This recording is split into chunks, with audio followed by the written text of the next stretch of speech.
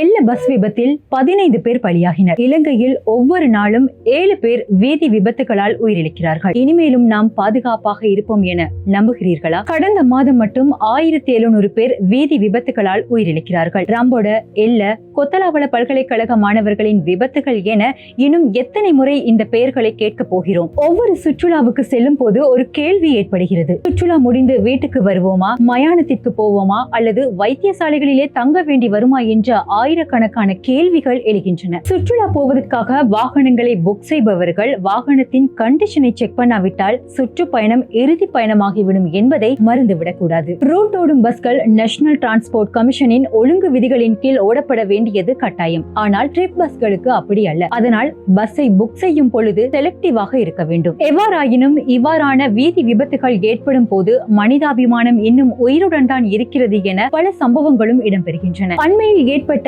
எல்ல விபத்தில் தியத்தலாவை, பண்டாரவளை, பதுளை ஆகிய பகுதிகளில் உள்ள முஸ்லிம் பள்ளிவாசல்களின் நிர்வாகத்தினர் உயிரிழந்த சடலங்களை கொண்டு செல்வதற்காக வாகனங்களை கொடுத்து உதவினர். இதுதான் இலங்கையின் பலம். இனம், மதம், பிராந்தியம் பாராத மனிதாபிமானம். வீதி விபத்துகளால் இறப்பு எண்ணிக்கை தினம்தோறும் அதிகரிக்கின்றது. வீதி விபத்துகள் தொடர்பில் கடுமையான சட்டங்களும் மேம்பட்ட நடவடிக்கைகளும் எடுக்கப்பட வேண்டியது அவசியம். உங்கள் உயிர் உங்கள் கைகளில். பாதுகாப்பாக பயணியுங்கள். உயிர் காப்போம்.